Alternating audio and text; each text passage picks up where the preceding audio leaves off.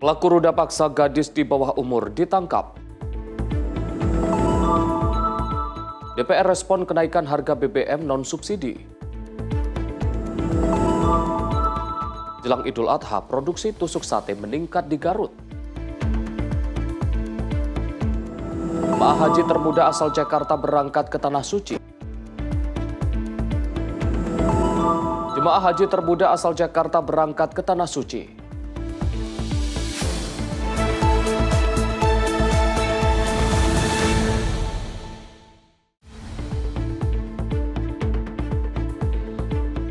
Halo, selamat pagi pemirsa, menemani Anda mengawali hari. Kami hadirkan rangkuman informasi teraktual seputar peristiwa dari dalam dan luar negeri yang telah kami rangkum dalam program Menyapa Indonesia Pagi bersama saya, Arif Rifai. Pemirsa, dua anak di bawah umur diduga melakukan hubungan sesama jenis di gang sempit di kawasan Cengkareng, Jakarta Barat. Aksi keduanya terekam ponsel salah seorang warga.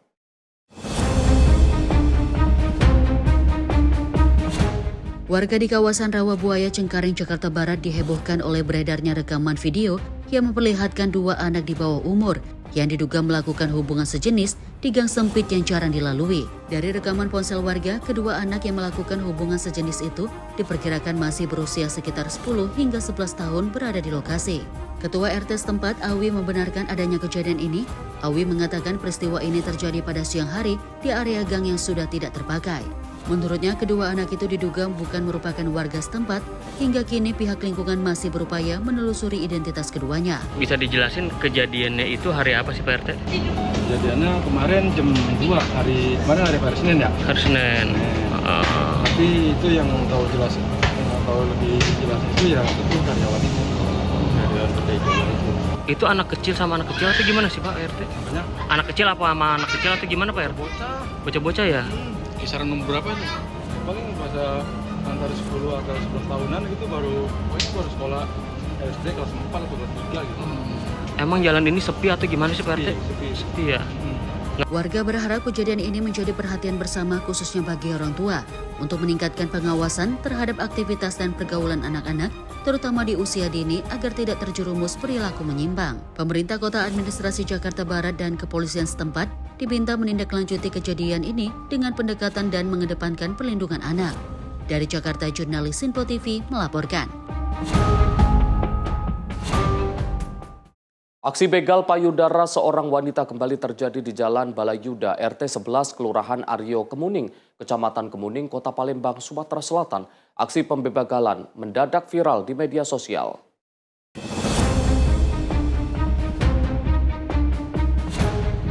Dalam narasi video yang beredar, dua pria yang berboncengan sepeda motor ini awalnya mendekati korban sambil menanyakan alamat. Namun pelaku sambil memenggangi alat kelaminnya. Korban berusaha menghindari pelaku, namun terus dikejar dan pelaku melakukan pelecehan serupa sembari berusaha menyentuh payudara korban. Aktivitas suasana di Jalan Balayuda cukup sepi di jam-jam tertentu, dan memang banyak aktivitas sejumlah pejalan kaki khususnya kaum wanita yang melintas. Arianto, Ketua RT 11, mengaku baru mengetahui adanya video viral melalui media sosial. Pihaknya mengaku belum mendapatkan laporan resmi dari korban. Viral kemarin? Iya, yang pelecehan itu Sebab korban belum ada laporan di kita, jadi kita tidak tahu permasalahannya jam berapa kejadian, siapa pelakunya, dan korban juga tidak tahu siapa. Itu.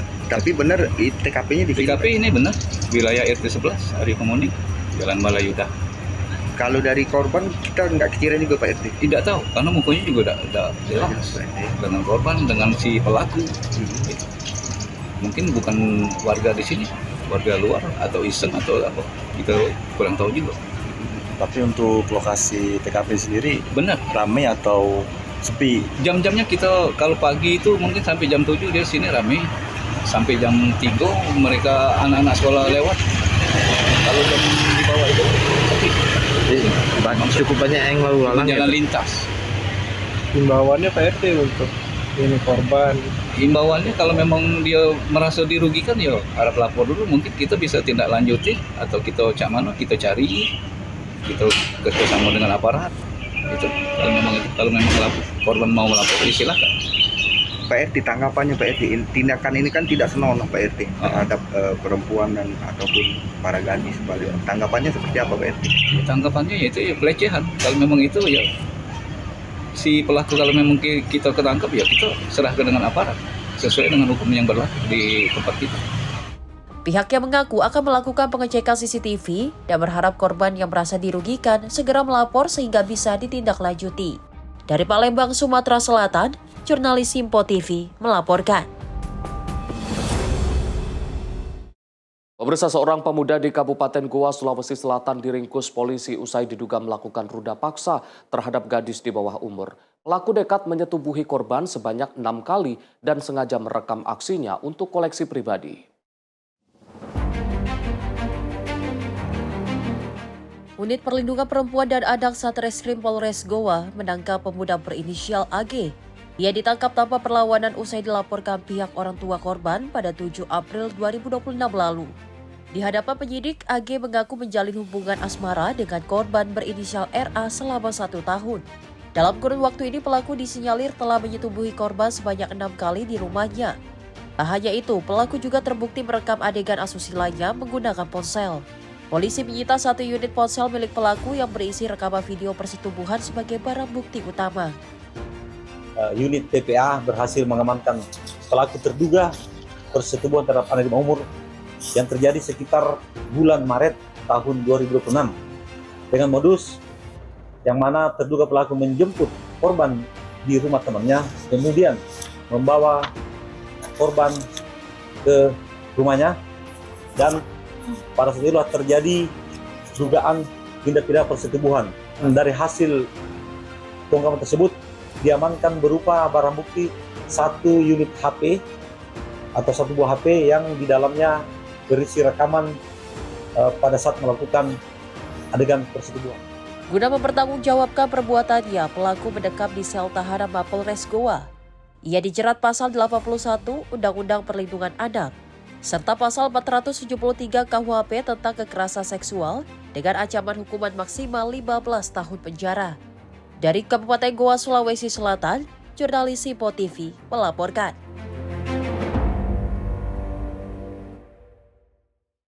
Kita beralih ke informasi lain, pemirsa hendak pulang ke rumah usai bekerja, seorang wanita muda yang merupakan karyawati sebuah bank swasta menjadi korban penjambretan di Jalan Kuitang Raya, Senen, Jakarta Pusat, Senin malam.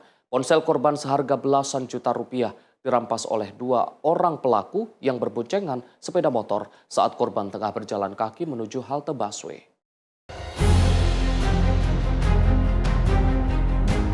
Dira Friyanti, wanita muda yang bekerja di sebuah bank swasta ini terpaksa mendatangi Polsek Senen, Jakarta Pusat, Senin malam usai menjadi korban penjambretan. Korban harus kehilangan telepon genggam miliknya seharga belasan juta rupiah karena dirampas oleh 2 pelaku jambret. Usai membuat laporan, polisi langsung membawa korban ke lokasi kejadian di Jalan Kuitang Raya, Senen, Jakarta Pusat untuk mencari petunjuk, baik saksi yang melihat ataupun rekaman kamera CCTV.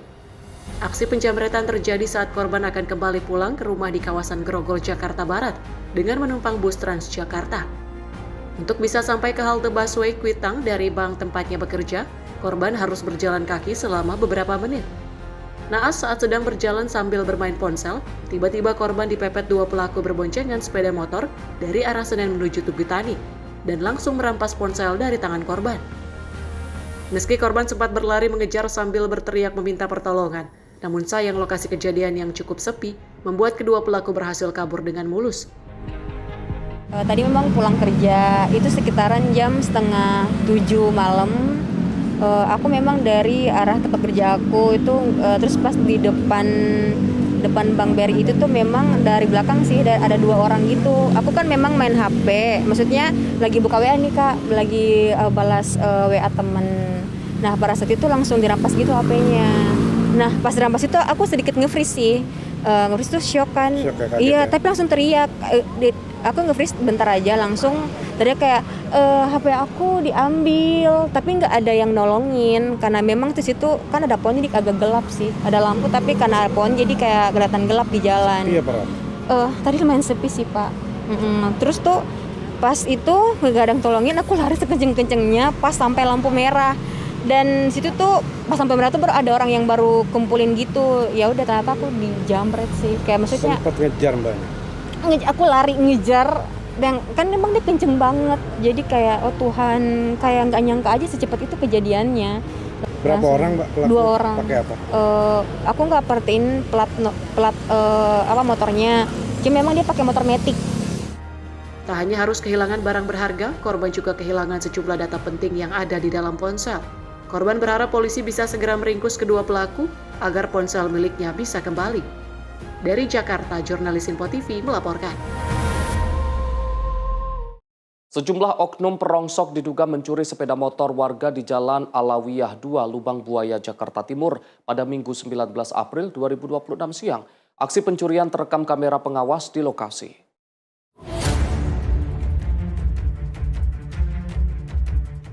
Terekam kamera pengawas, 4 orang oknum perongsok diduga mencuri sepeda motor warga di Jalan Alawiyah 2, Lubang Buaya, Jakarta Timur pada Minggu 19 April 2026 siang. Keempat pelaku terlihat memantau lokasi, kemudian menggasak 1 unit sepeda motor warga yang terparkir di luar rumah dengan mengangkut motor curian ke dalam gerobak yang mereka bawa. Korban berada di dalam rumah saat kendaraannya dicuri para pelaku. Korban baru menyadari motornya hilang saat akan berangkat kerja. Hingga kini kasus pencurian ini menjadi perhatian warga sekitar. Warga diharapkan dapat meningkatkan keamanan dan kewaspadaan agar kejadian serupa tidak terulang kembali. Awalnya kejadian di maling itu jam berapa? Siang, jam 12. Jam 12. 12 siang. Itu hari Minggu. Pemilik motor lagi di mana? Hah? Pemiliknya lagi di mana? Pemilik motornya? Pemilik motornya di sini. Di dalam? Di rumah. Di rumah. Motornya di? Motornya taruh situ tuh, samping itu. Dekat lubang gede. Orang pas dia mau narik sampah, nggak ada situnya. Di situnya nggak ada motornya. Katanya ada yang bawa, katanya pakai gerobak, katanya sih. Pakai PCD. Pakai CCTV? Iya. Nah terus itu kira-kira suasana lingkungannya itu lagi rame apa lagi sepi? Sepi. Oh lagi sepi. Kalau sini kan jam 12 siang sepi. Oh siang itu jam 12 sepi? 12 siang iya. Ada pernah kemalingan? Kalau di daerah sini ya rentan curian motor nggak? Sering nggak? Enggak. Kejadian kayak gini sering nggak? Enggak. Berarti enggak. Ini baru-baru ini aja? Baru-baru ini doang iya. Udah lama bal harus itu. Itu samping katanya Kembang Gede. Baru kemarin. Berarti emang biasanya ditaruh situ? Iya, taruh situ emang tiap hari taruh situ. Kan biasanya ditutupin plastik kalau hujan. Nggak ada hilang. Kemarin doang hilang tuh. Pas mau narik anak saya, kok motor saya nggak ada katanya. Lah, naruhnya pun di situ, naruh tiap hari nggak ada, nggak hilang. Kemarin doang hilang tuh. Baru itu kejadian. Tapi udah sempat melapor belum? Lapor ke RT belum? Belum. Dari Jakarta, jurnalis Info TV melaporkan.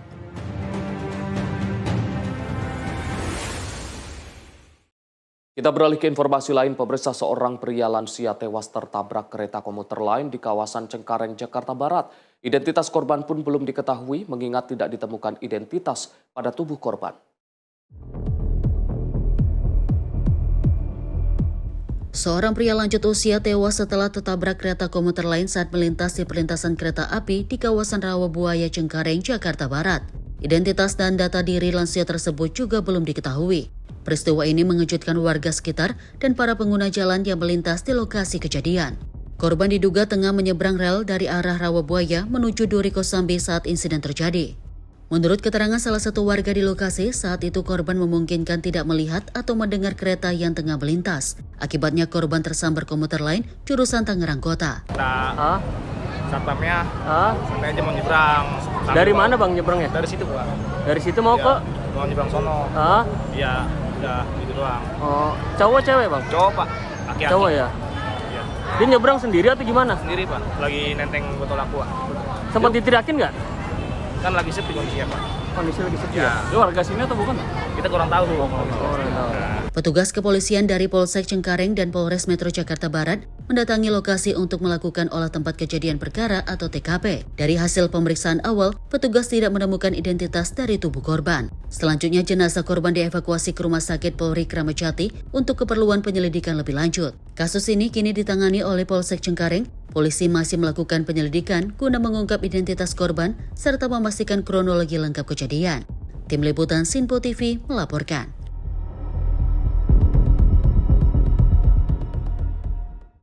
Diduga sering mencuri besi rel kereta api, 2 orang pelaku pencurian yang 1 diantaranya merupakan ex-pegawai PT KAI diamankan aparat kepolisian sektor Gatak, Sukoharjo, Jawa Tengah. Pelaku ditangkap saat tengah memotong besi rel kereta api menggunakan alat potong blender Laskarpit. Aparat Polsek Gatak menangkap 2 pelaku pencurian material rel kereta api di wilayah Desa Luang, Kecamatan Gatak, Sukoharjo. Saat ditangkap, kedua pelaku tengah memotong besi rel kereta api menggunakan alat potong blender Laskarpit. 2 pelaku pencurian material rel kereta api ini adalah Siswanto, warga Boyolali, dan Sriyono, warga Boyolali. Penangkapan kedua pelaku bermula dari kecurigaan warga setempat. Mereka melihat kedua pelaku memotong rel kereta menggunakan alat potong blender Laskarpit. Warga langsung melaporkan kejadian ke petugas PT KAI di stasiun terdekat.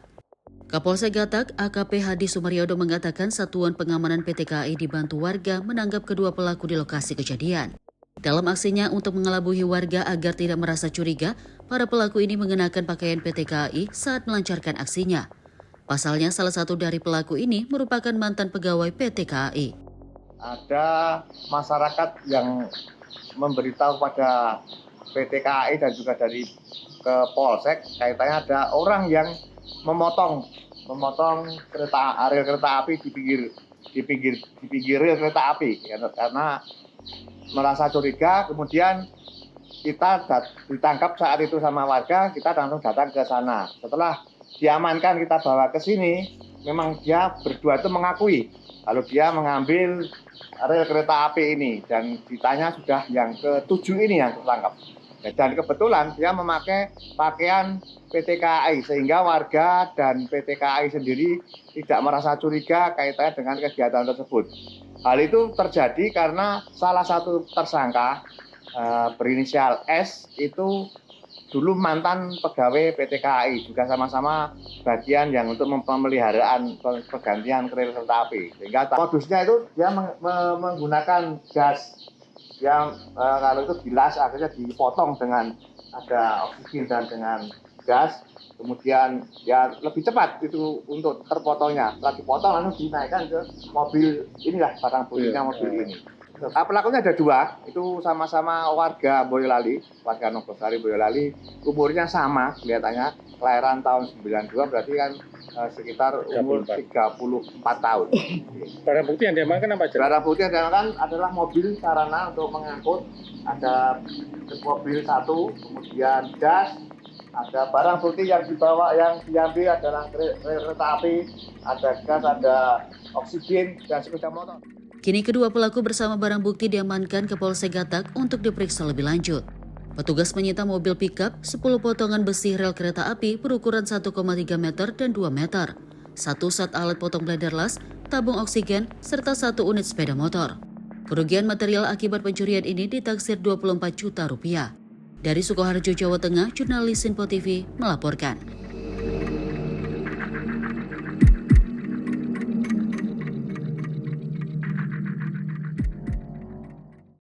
Direktorat Reserse Narkoba Polda Metro Jaya membongkar praktik clandestine lab narkotika golongan 2 jenis etomidet yang beroperasi di kawasan apartemen di wilayah Kabupaten Tangerang.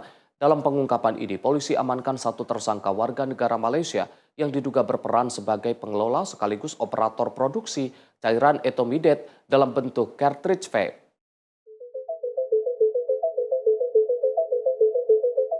Inilah detik-detik seorang tersangka berinisial CK diamankan di salah satu apartemen di kawasan Kabupaten Tangerang. Tersangka yang merupakan warga negara asal Malaysia ini tak berkutik ketika petugas Direktorat Reserse Narkoba Polda Metro Jaya melakukan penggeledahan di kamar apartemennya. Direktur Reserse Narkoba Polda Metro Jaya, Kombes Pol Ahmad David mengatakan, petugas menemukan berbagai barang bukti berupa 30 liter cairan propilan glikol, serbuk etomidet sebesar 2.539,44 gram yang diperkirakan mampu diproduksi menjadi 380.000 cartridge vape siap edar. Selain itu, ratusan cartridge berisi cairan etomidet serta peralatan produksi seperti mesin pres, alat suntik cairan, mixer hingga timbangan juga diamankan dari lokasi. Polda Metro Jaya membongkar clandestine lab home industry pembuatan cartridge vape yang berisi cairan etomidet narkotika golongan 2 yang akhir-akhir ini marak digunakan oleh kaum remaja perkotaan. Pembongkaran pabrik home industry ini cukup besar dilihat dari barang bukti yang diamankan. Penangkapan ini dilakukan pada tanggal 17 April 2026 di salah satu apartemen Riverside, wilayah Kabupaten Tangerang, Banten, dan telah mengamankan satu orang diduga pelaku atas nama CK, warga negara Malaysia. Barang bukti yang diamankan antara lain alat peralatan produksi, mulai dari mixer, alat press cartridge, kemudian alat press kemasan cartridge, berbagai alat pengukur, kemudian serbuk inti yang berisi etomidet, kemudian cartridge yang sudah siap untuk diedarkan berjumlah 117 cartridge, kemudian kemasan cartridge, cairan yang berisi propelin glikol sebagai campuran daripada etomidet, kemudian beberapa kemasan. Ini banyak sekali, ya, ribuan kemasan. Dari barang bukti yang diamankan, khususnya serbuk yang mengandung etomidet 2,5 kg, itu dapat menghasilkan cartridge vape yang bercairan etomidet sebanyak 380.000 piece etomidet. Sangat besar. Diduga pelaku telah mengedarkan kurang lebih 1.409 cartridge vape yang berisikan cairan etomidet dan telah ditangkap oleh tim Direktorat Narkoba Polda Metro Jaya di apartemen Basura, Jakarta Timur. Selanjutnya tersangka dan barang bukti dibawa ke Polda Metro Jaya guna dilakukan penyelidikan lebih lanjut. Sementara itu barang bukti narkoba yang diamankan diperkirakan senilai 762 miliar rupiah. Dari Kabupaten Tangerang, Banten, jurnalis Sinpo TV melaporkan.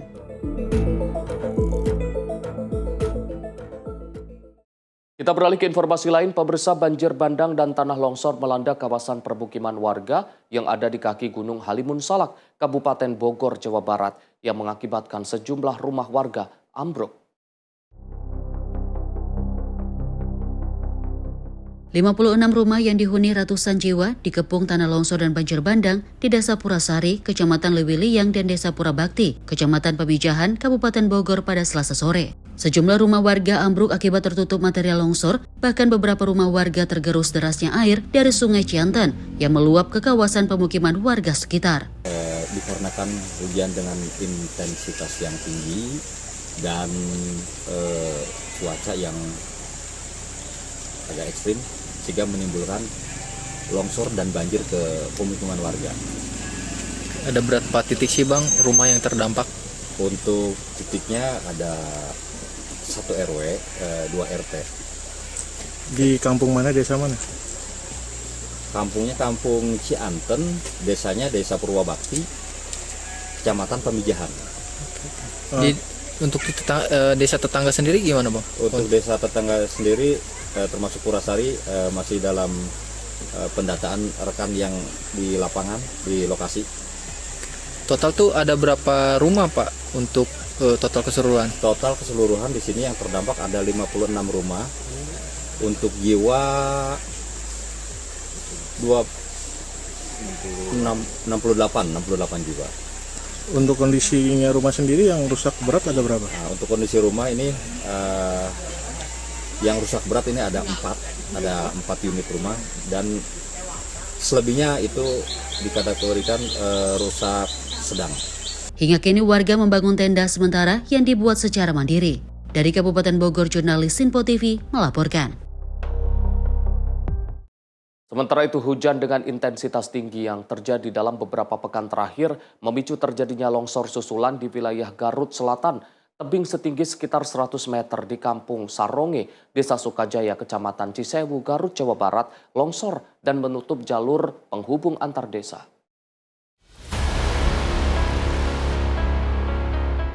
Beginilah kondisi terkini longsor susulan yang terjadi di Kampung Saronge, Desa Sukajaya, Kecamatan Cisewu, Garut, Jawa Barat.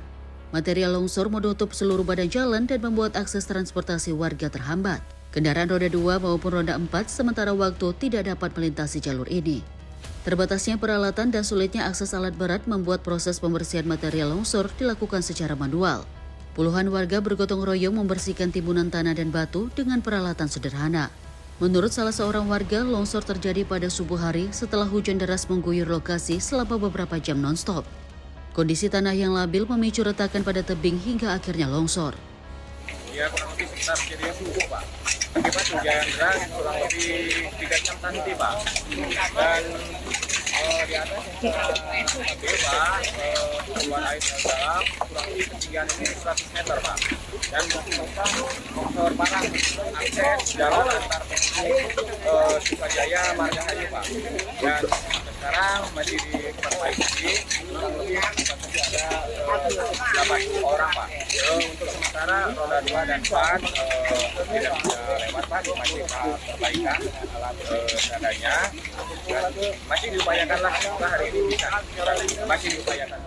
Sebelumnya longsor juga terjadi pada Jumat 17 April 2026. Dari Garut, Jawa Barat, jurnalis Sinpo TV melaporkan.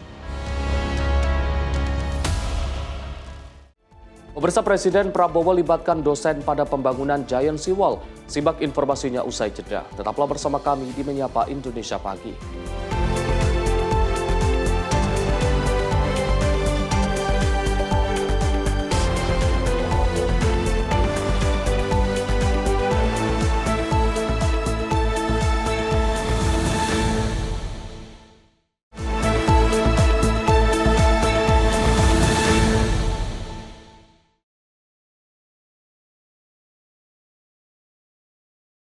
Selamat pagi pemirsa, Anda kembali menyaksikan Menyapa Indonesia Pagi.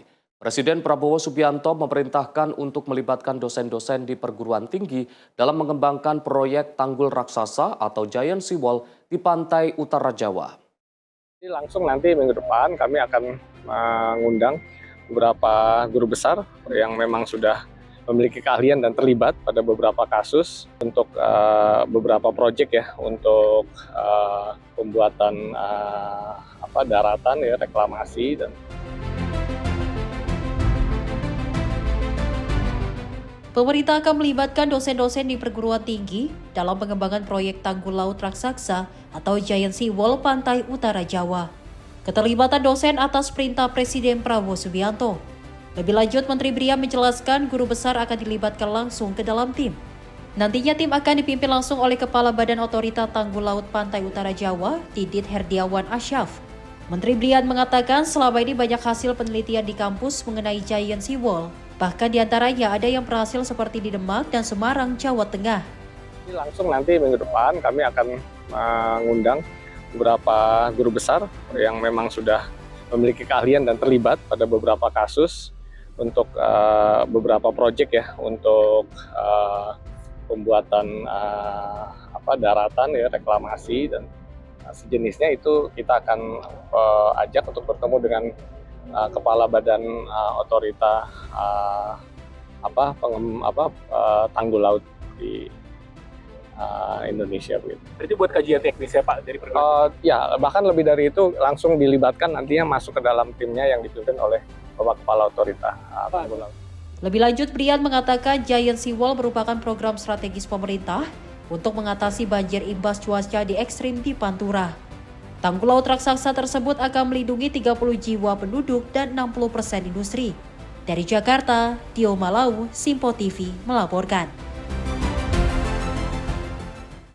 Wakil Presiden Republik Indonesia Gibran Rakabuming Raka meninjau langsung pengembangan Bandara Dau Aturure di Kabupaten Nabire, Papua Tengah. pada 20 April 2026. Peninjauan untuk pastikan kesiapan infrastruktur transportasi udara dalam mendukung mobilitas masyarakat dan pertumbuhan ekonomi wilayah. Setibanya di Bandara Dau Oturure di Kabupaten Nabire, Papua Tengah, pada Senin 20 April 2026, Wapres disambut oleh Gubernur Papua Tengah Meki Napiwa bersama unsur Forkopimda dan pemangku kepentingan terkait. Kemudian Wapres menuju area teras bandara untuk menerima paparan singkat Kepala Bidang Penerbangan Bandar Udara pada Dinas Perhubungan Provinsi Papua Tengah, Samuel Riki Rantelimbong.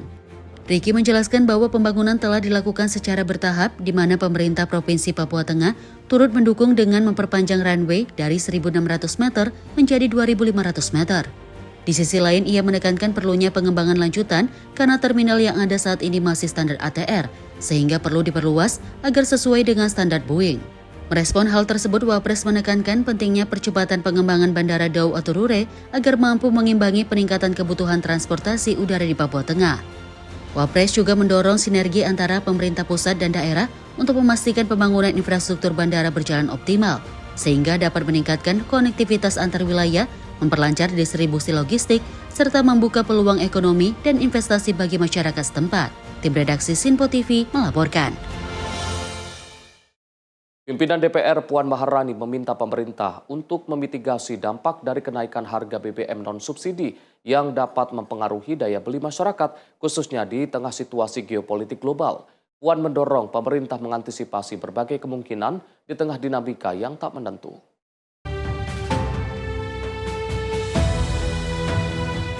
Harga bahan bakar minyak atau BBM non-subsidi kini mengalami kenaikan harga setelah dipicu akibat ketegangan yang terjadi di Timur Tengah. Merespon hal ini, Ketua DPR Puan Maharani meminta kepada pemerintah untuk dapat memitigasi dampak dari kenaikan BBM non-subsidi tersebut. Pasalnya, dengan adanya kenaikan BBM non-subsidi ini berdampak langsung terhadap daya beli masyarakat. Oleh karena itu, Puan mendorong pemerintah agar dapat mengantisipasi sejumlah kemungkinan di tengah konflik Timur Tengah yang tak menentu. Jadi memang hal itu yang kami himbau kepada pemerintah dan stakeholder untuk bisa dilakukan. Dan dengan situasi geopolitik yang semakin tidak menentu seperti ini, tentu saja pemerintah harus bisa memitigasi kesiapan terkait dengan harga BBM dengan sudah adanya kenaikan harga bensin non subsidi. Tentu saja harus ada keadilan dan diberikan penjelasan kenapa harga tersebut naik dan sampai kapan dan apakah harga tersebut akan terus naik ataukah tidak, dan evaluasi ini tentu saja harus disampaikan secara berkala. Jadi memang DPR meminta kepada pemerintah untuk memitigasi segala hal yang kemungkinan yang akan terjadi, karena kita juga belum mengetahui dengan situasi geopolitik yang terjadi apakah perang ini akan berlanjut atau terus atau stop. Namun sebagai negara yang walaupun tidak secara langsung terimbas, kita harus siap mengantisipasi dan memitigasi kemungkinan-kemungkinan yang terjadi. Dari Jakarta, Farizal Davarizkiano, Simpo TV melaporkan.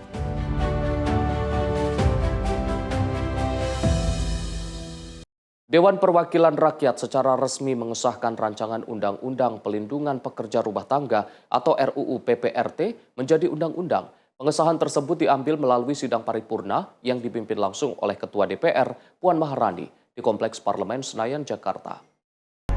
Para pekerja khususnya buruh kini telah mendapatkan kepastian hukum melalui Undang-Undang Pelindungan Pekerja Rumah Tangga setelah disahkan oleh DPR. Pengesahan RUU menjadi Undang-Undang PPRT tersebut dilakukan dalam rapat paripurna DPR yang berlangsung di Kompleks Parlemen Senayan, Jakarta pada Selasa pagi. Pengesahan itu juga menjadi angin segar dalam memberikan kepastian hukum bagi para pekerja. Perlindungan pekerja rumah tangga, apakah dapat disetujui untuk disahkan menjadi undang-undang? Setuju. Terima kasih.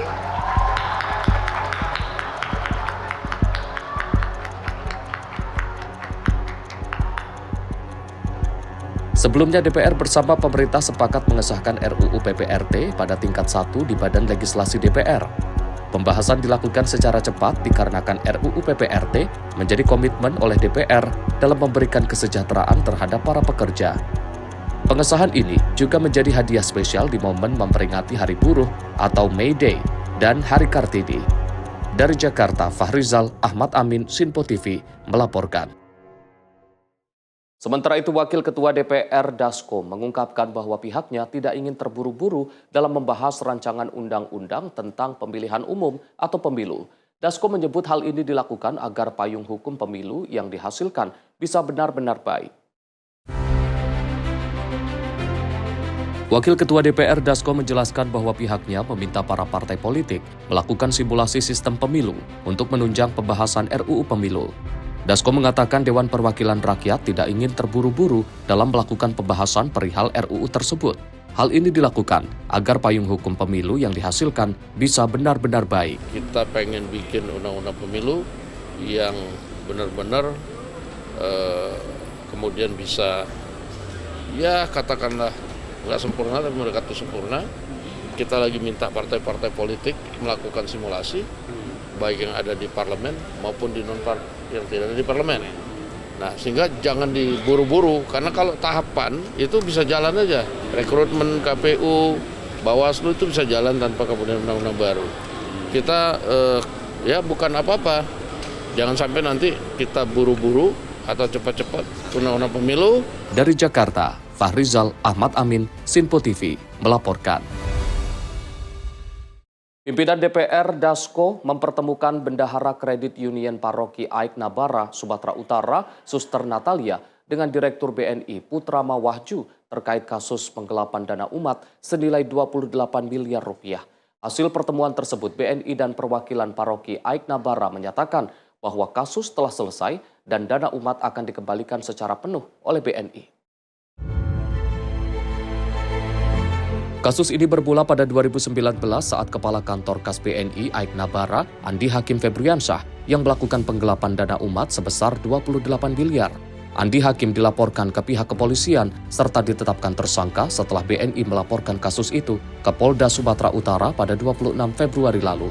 Atas kasus tersebut, Wakil Ketua DPR Dasko memberikan ruang pertemuan antara perwakilan Paroki Aik Nabara, Suster Natalia, dengan Dirut BNI Putrama Wahju di Kompleks Parlemen Senayan, Jakarta. Hasil pertemuan itu, BNI dan perwakilan Paroki Aik Nabara menyatakan bahwa kasus telah selesai dan dana umat akan dikembalikan secara penuh oleh BNI. Suster Natalia berharap sebuah proses hingga pengembalian dana dapat berjalan baik tanpa ada kendala. Terima kasih untuk semua tim media kami. Yang pertama kami mengucapkan terima kasih kepada Bapak Presiden dan semua jajaran pemerintahan yang sudah memberikan atensi yang sangat besar kepada umat Paroki Aik Nabara yang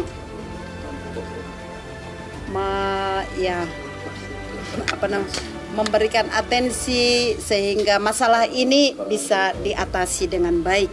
Terima kasih juga untuk Bapak Dasko yang sudah menerima kami hadir di tempat ini pada siang ini.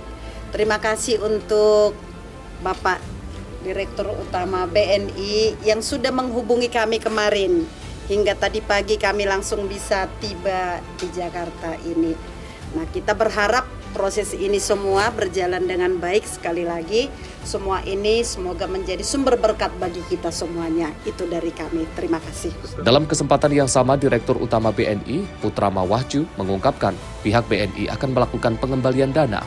Pengembalian dana nantinya akan dilakukan oleh pihak BNI, yakni pada Rabu 22 April mendatang. Terima kasih. Pertama, kami tentunya mengucapkan terima kasih atas perhatian dari Bapak Presiden Prabowo atas situasi yang sedang berlangsung saat ini, dan solusi itu sudah kami dapatkan untuk segera kami dudukkan bersama dengan pihak Kredit Union Paroki Aik Nabara, sehingga paling cepat besok tanggal 22 April 2026 kami sudah dapat melakukan pengembalian dana milik Kredit Union Paroki Aik Nabara full sesuai dengan yang disampaikan oleh pihak CU Paroki Aiknabara. Dari Jakarta, Fahrizal, Dava Rizkyano, Sinpo TV melaporkan. Pemerintah bersiap untuk menyederhanakan regulasi investasi guna menyesuaikan standar Organization for Economic Cooperation and Development. Langkah ini diharapkan dapat meningkatkan daya saing Indonesia dan menarik lebih banyak investasi. Pesan dari beliau tentunya adalah investasi yang masuk ini ya dari segi yang tadi pakai saya sampaikan, penciptaan lapangan pekerjaannya juga harus tumbuh secara baik, benar dan juga berkualitas. Itu arahan Bapak Presiden. Karena ini menjadi sangat penting. Presiden Prabowo Subianto mendorong penyederhanaan regulasi investasi dengan meminta Menteri Investasi Kepala BKPM Rosan Perkasa Ruslani memangkas aturan yang dinilai menghambat. Kebijakan ini diarahkan untuk menyesuaikan standar Indonesia dengan negara anggota Organization for Economic Cooperation and Development agar iklim investasi semakin kompetitif. Pemerintah juga akan mengevaluasi berbagai persyaratan teknis termasuk persetujuan teknis serta melakukan benchmarking dengan negara-negara ASEAN dan standar OECD. Presiden menekankan bahwa investasi tidak hanya harus besar secara nilai, tapi juga mampu menciptakan lapangan kerja berkualitas dan memberikan dampak nyata bagi masyarakat. Pesan dari beliau tentunya adalah investasi yang masuk ini ya dari segi yang tadi pakai saya sampaikan, penciptaan lapangan pekerjaannya juga harus tumbuh secara baik, benar dan juga berkualitas. Itu arahan Bapak Presiden. Karena ini menjadi sangat penting dan semuanya itu harus segera diakselerasi. Jangan sampai ada regulasi-regulasi kita yang justru menghambat, peraturan-peraturan kita yang justru menghambat. Pertek-pertek itu juga harus, kata Bapak Presiden, itu juga harus apabila menghambat itu tidak perlu ada gitu. Jadi tingkatkan terus, tadi Bapak Presiden sampaikan, iklim investasi. Selain itu, percepatan implementasi kebijakan menjadi fokus utama agar regulasi tidak lagi menjadi hambatan. Pemerintah mencatat potensi investasi besar dari sejumlah negara seperti Jepang, Korea Selatan, dan Tiongkok, seiring target investasi nasional yang ditingkatkan menjadi lebih dari 13.000 triliun rupiah pada periode 2025 hingga 2029. Tim redaksi Sinpo TV melaporkan. Pemerintah mempercepat pembangunan pembangkit listrik tenaga surya sebagai upaya transisi menuju energi bersih. Langkah ini ditujukan untuk mengurangi ketergantungan pada energi fosil, terutama pembangkit berbasis diesel.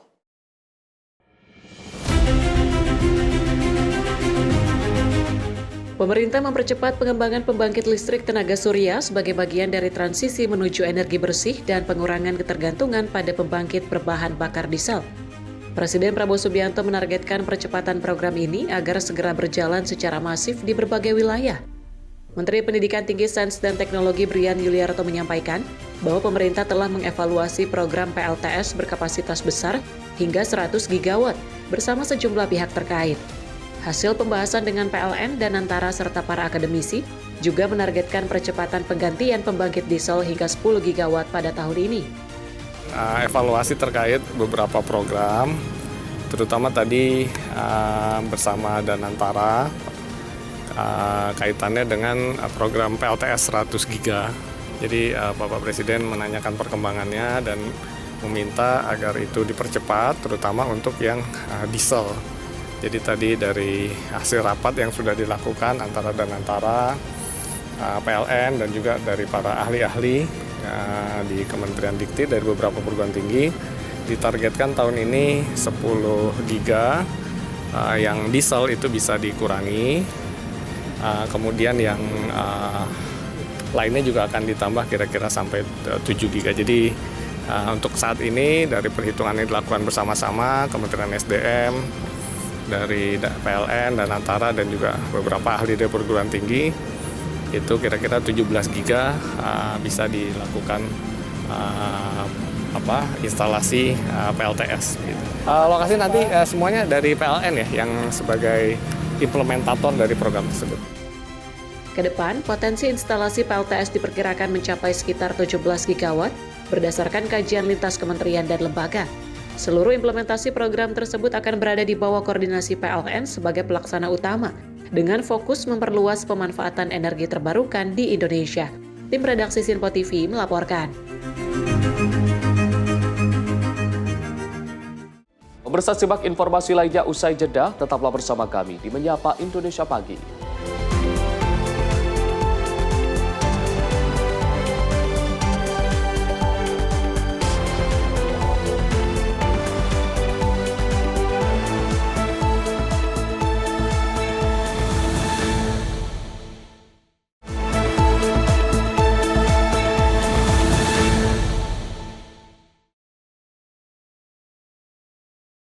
Selamat pagi pemirsa, Anda kembali menyaksikan Menyapa Indonesia Pagi.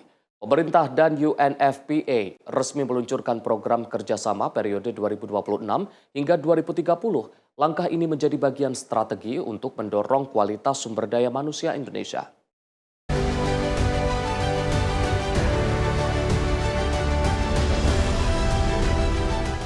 Kementerian PPN Bappenas bersama UNFPA meluncurkan rencana pelaksanaan program kerjasama Country Program Implementation Plan untuk periode 2026 hingga 2030 di Jakarta. Program ini merupakan bagian dari kerjasama siklus ke-11 antara pemerintah Indonesia dan UNFPA dalam mendukung pembangunan sumber daya manusia. Fokus utama kerjasama ini meliputi peningkatan kesehatan, termasuk kesehatan seksual dan reproduksi, serta penguatan kesetaraan gender. Menteri PPN Kepala Bappenas Rahmat Pambudi menyebut, kerjasama ini menjadi langkah strategis untuk mendukung visi Indonesia Emas 2045. Pemerintah menilai investasi pada sumber daya manusia menjadi kunci untuk memaksimalkan bonus demografi pada 2030. Melalui kerjasama ini, pemerintah dan UNFPA berkomitmen memperkuat program kesehatan dan kesetaraan gender, serta meningkatkan kualitas hidup masyarakat secara berkelanjutan. Program kerja ini akan mendukung implementasi daripada instrumen global yang selama ini menjadi komitmen pemerintah Indonesia, yaitu tujuan pembangunan berkelanjutan, khususnya tujuan 3, tujuan kehidupan sehat, sejahtera, dan kesetaraan gender. Kemudian ada program aksi konferensi internasional pendudukan, ICPD Program of Action. Kemudian ada juga tentang laporan tinjauan periode universal, dan juga ada bentuk penghapusan segala bentuk diskriminasi. Kementerian Pertanian Nasional sebagai Government Coordinating Agency akan terus memastikan bahwa program kerjasama sejalan dengan prioritas RPJMN, dan dalam mengoptimalkan implementasinya, kami mengharapkan UNFPA, mitra pelaksana dan mitra strategis memberikan prioritas dan komitmennya. Dari Jakarta, Jihan Nabila, Mutia Arsya, Sinpo TV melaporkan. Pemerintah memastikan siapkan skema gaji untuk manajer Koperasi Desa Kelurahan Merah Putih atau KDMP. Skema penggajian disiapkan di luar anggaran yang telah disiapkan sebesar 3 miliar rupiah per koperasi. Pemerintah memastikan anggaran gaji untuk manajer Koperasi Desa Kelurahan Merah Putih atau KDMP disiapkan di luar anggaran yang telah disiapkan 3 miliar per koperasi. Menteri Koperasi Ferry Juliantono mengatakan bahwa pemerintah telah menyiapkan anggaran khusus untuk gaji manajer. Namun belum dipastikan apakah anggaran tersebut berasal dari APBN atau sumber keuangan negara yang lain. Itu sumbernya dari pagu 3 miliar itu atau beda lagi? Di luar. APBN lagi berarti Pak? Nanti ada skemanya. Nanti ada skemanya lagi. Pak, Impres tadi soal apa sih Pak? Impres sama Kepresnya? Apa? Tadi yang disusun Impres sama Kepresnya soal apa sih Pak? Peraturan Presiden, Kepres ya, Kepres tentang pengadaan SDM, sumber daya manusianya. Tapi yang kita sedang matangkan untuk kita buat adalah instruksi Presiden tentang operasionalisasi Koperasi Desa Kelurahan Merah Putih. Oke ya. Sebelumnya, Menteri Koordinator Pangan Zulkifli Hasan mengumumkan bahwa proses rekrutmen bagi 35.476 orang untuk mengelola Koperasi Desa Merah Putih dan Kampung Nelayan Merah Putih telah dibuka per 15 April 2026. Tim Liputan Sinpo TV melaporkan. Mendekati Hari Raya Idul Adha, permintaan tusuk sate di sejumlah daerah mengalami peningkatan signifikan, salah satunya di Desa Radahurip, Kecamatan Banjarwangi, Kabupaten Garut, Jawa Barat.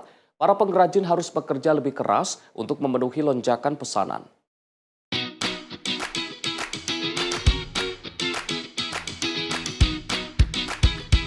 Suasana tempat produksi tusuk sate di Desa Padahurip, Kecamatan Banjarwangi, Garut, Jawa Barat terlihat lebih sibuk dibandingkan hari-hari biasa. Menjelang Idul Adha, permintaan tusuk sate meningkat hingga 3 kali lipat. Kondisi ini membuat para pengrajin menambah jam kerja agar pesanan dapat terpenuhi. Biasanya dalam satu hari, para pengrajin hanya memproduksi sekitar 70 kg tusuk sate. Namun saat ini jumlah produksi meningkat menjadi lebih dari 100 kg per hari. Pesanan tidak hanya datang dari wilayah Garut, namun juga dari berbagai daerah lain. Sejumlah pembeli bahkan datang langsung ke lokasi untuk memesan dan mengambil barang. Menariknya, meski permintaan naik drastis, para pengrajin tidak mengalami kendala bahan baku. Hal ini karena ketersediaan bambu di wilayah tersebut masih cukup melimpah. Untuk harga jual, tusuk sate dibanderol sekitar Rp16.000 per kilogram. Untuk jelang Idul Adha ini, pesanan tusuk sate cukup meningkat, bahkan 3 kali lipat. Biasanya dalam satu hari itu 70 kg.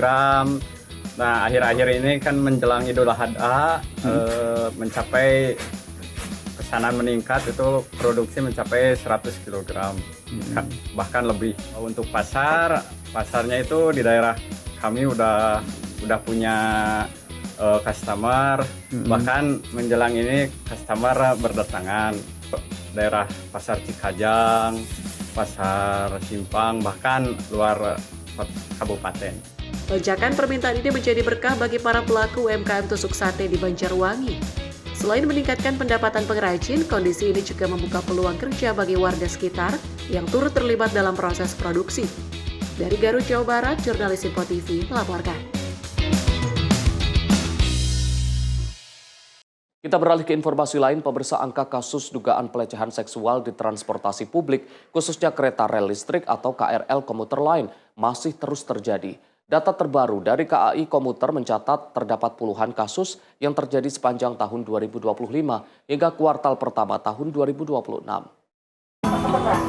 Jika melihat atau mengalami tindak kekerasan seksual di transportasi publik, mari sama semua Bapak Ibu, sama-sama kita lawan tindak kekerasan seksual. Bicara berani melaporkan jika melihat tindak kekerasan. Mari sama-sama kita tangani petisi. Pemandangan berbeda terlihat di area stasiun BNI City Sudirman, Jakarta Pusat pada momentum Hari Kartini 21 April. Sejumlah karyawan muda atau insan milenial KAI Komuter berbaris rapi di area pintu masuk sambil membawa poster edukasi anti kekerasan seksual. Tidak hanya di area gate, sosialisasi juga dilakukan hingga ke area peron dan di dalam rangkaian kereta. Petugas secara aktif menyapa dan berdialog dengan para penumpang, serta membagikan materi edukasi mengenai pentingnya saling menjaga keamanan bersama selama di perjalanan. Para penumpang pun terlihat antusias membubuhkan tanda tangan pada papan komitmen sebagai bentuk dukungan terhadap gerakan pencegahan kekerasan seksual. Upaya ini dinilai cukup efektif sebagai wadah aspirasi, sekaligus membangkitkan keberanian bagi pengguna jasa KRL untuk bisa melaporkan ketika melihat ataupun mengalami tindakan kekerasan seksual. Menurut saya cukup efektif, akan tetapi masih sering sangat terjadi. Saya rasa ini kita harus saling introspeksi diri sih, dan harus berani speak up kalau misalnya ada terjadi di sekitar kita. Kita kan sering melihat atau menyaksikan gitu, ada orang yang terdampak juga. Jadi saya rasa kalau misalnya kita berani speak up, berani berbicara di sosial media, berani untuk menyatakan pendapat, itu adalah hal yang sangat luar biasa. Seperti ini. Menurut saya bagus banget ya untuk ini, karena sebagai wanita kita jadi merasa lebih aman untuk menggunakan transportasi umum. Selama ini yang kakak alami di transportasi umum ini gimana? Udah merasa nyaman kah atau perlu ada perbaikan atau gimana? Ya, sebagai perempuan saya merasa sangat aman banget ya untuk naik transportasi umum. Sekarang terlebih lagi sekarang sudah ada gerbong khusus wanita, dan ya saya ngerasa sangat aman sih. Dan juga setiap gerbong juga ada petugasnya juga ya untuk melindungi kita. Data KAI Komuter mencatat sepanjang tahun 2025 hingga kuartal pertama 2026, terdapat sekitar 74 keluhan terkait pelecehan seksual di KRL yang terpantau baik melalui laporan langsung maupun media sosial. Menariknya, peningkatan laporan di awal tahun 2026 ini dinilai sebagai sinyal positif bahwa masyarakat kini semakin berani untuk bersuara. Ini merupakan bagian dari upaya kami untuk mengingat Hari Kartini ini sebagai momentum kita untuk terus berupaya memberikan rasa aman dan nyaman bagi seluruh masyarakat dalam menggunakan layanan transportasi publik. Kemudian secara data, jadi izin kami menyampaikan juga bahwa di tahun 2025 sampai dengan triwulan 1 tahun 2026 ini tercatat kurang lebih ada sekitar 74 keluhan yang disampaikan oleh pengguna jasa KRL. Ini kaitannya dengan kejadian pelecehan seksual di komuter lain. Nah, keluhan ini memang bukan keluhan yang seluruhnya secara langsung masuk datanya ke kami, tapi kami melakukan monitoring terhadap apa yang disuarakan oleh masyarakat melalui sosial media. Tak main-main, KAI Komuter juga telah memberlakukan sistem blacklist bagi terduga pelaku. Artinya, siapapun yang terbukti melakukan tindakan asusila tidak akan diperbolehkan lagi menggunakan layanan komuter lain. Selain itu, pihak KAI juga menyediakan layanan hotline dan pendampingan hukum bagi korban hingga tuntas. Dari Jakarta, Dio Malau, Sinpo TV melaporkan. Menko Infrastruktur dan Pembangunan Wilayah mengadakan rapat koordinasi lintas kementerian dan lembaga guna mendorong pembangunan jalur kereta api di luar Pulau Jawa, khususnya di Sumatera, Kalimantan, dan Sulawesi. Pembangunan ini akan dikembangkan dengan target 14.000 km jalur kereta api hingga tahun 2045 untuk mendukung mobilitas logistik serta menekan emisi karbon.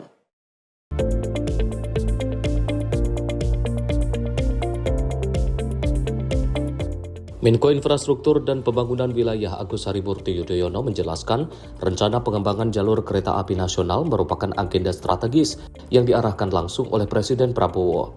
Menurut AHY, pengembangan jalur kereta api tidak hanya difokuskan di Pulau Jawa, tetapi diperluas hingga luar Jawa meliputi Trans Sumatera, Kalimantan, dan Sulawesi. Sehingga langkah ini dapat mengatasi ketimpangan infrastruktur yang terjadi. Dari sekitar 10.000 jalur kereta api yang ada di Indonesia, sebagian besar jalur tersebut masih berada di Pulau Jawa. AHY menyoroti investasi di sektor perkereta apian lebih sedikit dibandingkan dengan pembangunan jalan sehingga perlu segera diatasi agar sistem transportasi nasional menjadi lebih seimbang. Nah, dengan demikian arahan Bapak Presiden untuk mengembangkan jaringan kereta di Sumatera, Kalimantan, dan Sulawesi ini menjadi strategis. Urgensinya sekali lagi untuk mendukung mobilitas manusia, barang, dan jasa. Di wilayah-wilayah yang memang potensi utamanya adalah sumber daya alam, komoditas ekstraktif, maka perlu didukung oleh transportasi logistik kereta yang benar-benar bisa digunakan secara efektif dan efisien. Dalam merealisasikan rencana tersebut, pemerintah akan melakukan proyek secara bertahap melalui skema jangka menengah dan panjang dengan mengedepankan program prioritas. Untuk pendanaan proyek ini, pemerintah juga membuka peluang bagi investor asing seperti proyek perkereta apian sebelumnya, demi mendukung percepatan realisasi. Dari Jakarta, Anggita Haryono, Rona Bayu, Sinpo TV, melaporkan. Penasihat Presiden Prabowo Subianto bidang pertahanan, Dudung Abdurrahman, menegaskan pesawat militer asing tidak boleh melintas di wilayah udara Indonesia tanpa izin. Dirinya menekankan hal tersebut sudah tertuang dalam hukum internasional.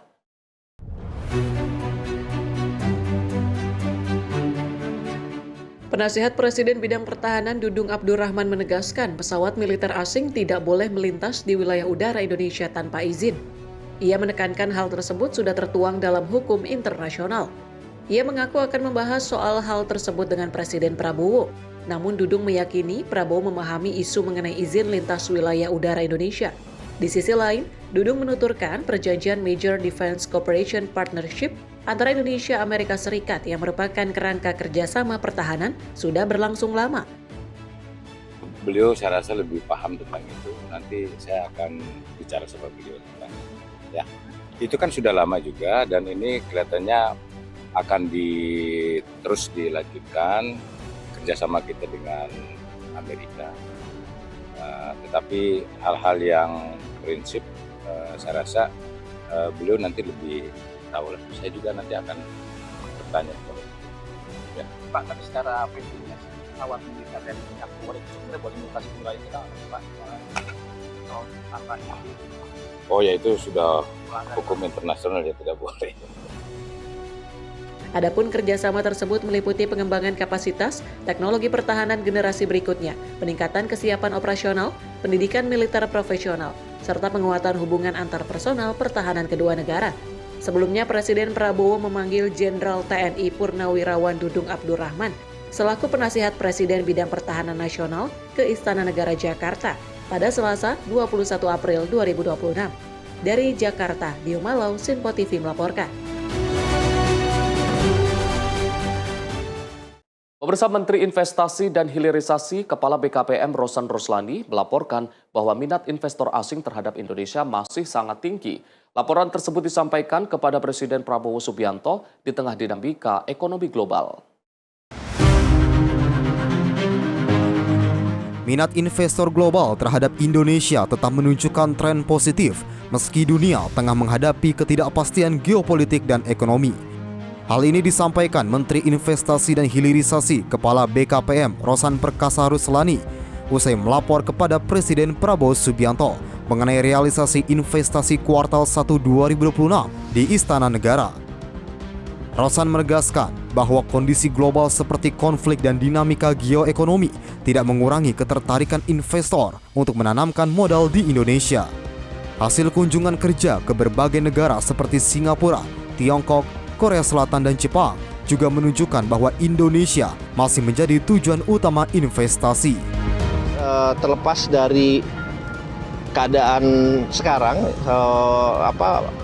perang, geopolitik dunia, geoekonomi dunia, ternyata minat dan interest mereka untuk investasi Indonesia itu sangat tinggi ya, masih sangat baik ya. Gitu. Jadi peningkatannya kan memang cukup signifikan, tapi alhamdulillah masih bisa tercapai target-target itu, dan kita harapkan ini bisa terus terjaga. Sejumlah komitmen investasi bahkan tercatat dalam nilai besar, termasuk dari Jepang sekitar 30 miliar US dollar dan Korea Selatan sekitar 10 miliar US dollar, sementara Tiongkok tetap konsisten. Tren positif ini sejalan dengan target investasi nasional yang ditingkatkan menjadi lebih dari 13.000 triliun pada periode 2025-2029 dari sebelumnya sekitar 9.100 triliun pada 2014-2024. Tim redaksi Sinpo TV melaporkan. Pemirsa, MBG dongkrak pendapatan petani hingga 60%. Simak informasinya usai jeda. Tetaplah bersama kami di Menyapa Indonesia Pagi.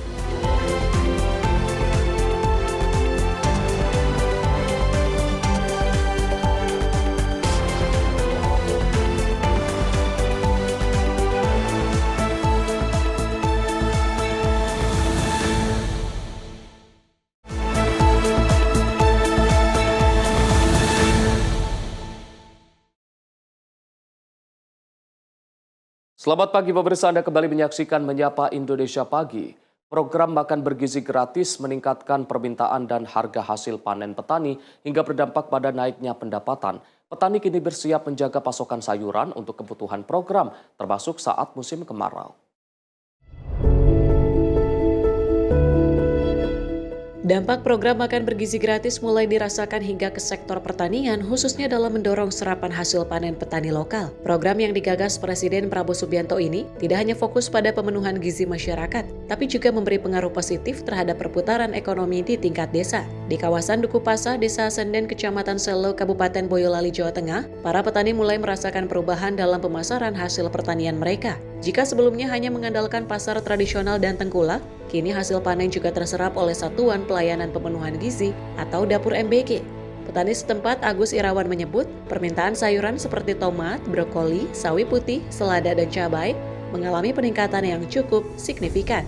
Jumlah permintaan ataupun pembeli tidak hanya dari tengkulak ataupun pedagang-pedagang sayur pada umumnya, tapi juga diserap oleh program MBG. Untuk peningkatan sekitar 40-60% tergantung dari jenis komoditas masing-masing sayuran. Kami mendapatkan bantuan dari Dinas Pertanian Provinsi, pemerintah Jawa Tengah, mendapatkan pupuk berupa pupuk NPK dan juga pupuk ZA. Dengan adanya bantuan ini nanti kami alokasikan untuk tambahan sayur mayur. Jadi meskipun meskipun nanti di bulan-bulan Agustus itu ada bulan kemarau, musim kemarau, itu kami juga akan masih tetap menanam sayur mayur untuk bisa menyuplai program MBG. Selain peningkatan permintaan, petani juga merasakan kenaikan harga komoditas sekitar 40 hingga 60% tergantung jenis sayuran. Di sisi lain, dukungan pemerintah melalui bantuan pupuk NPK dan ZA dari Dinas Pertanian Jawa Tengah ikut memperkuat produksi petani. Bantuan tersebut dimanfaatkan untuk menjaga ketersediaan pasokan termasuk menghadapi musim kemarau, seperti yang disampaikan Dianto dari kelompok tani Ngudi Santoso. Ya, pupuk yang ada ini untuk persiapan menanam sayur untuk kebutuhan dari yang dibutuhkan oleh MBG dan juga untuk menanam tembakau di persiapan musim kemarau. Tim redaksi Sinpo TV melaporkan.